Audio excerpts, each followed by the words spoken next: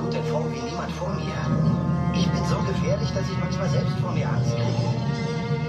Das solltest du dir merken. Vollkontakt, 11. Stock, 11. September. Ich rappe mit nem steifen Sack, mir wer hat sich verändert. 10 bis 3, es geht los auf die Plätze. Deutscher Rap kriegt ne Rechte, deutscher Rap ist ne Lesbe. So wie Anastasia Hardlife, diese Fake-Schlampe. Oliver und Skinny sehen aus wie zwei AIDS-Kranke. Machen mir auf Front verstärkt, plaudern zu viel. Aber das ist Rap-Nutte und kein Frauenmagazin.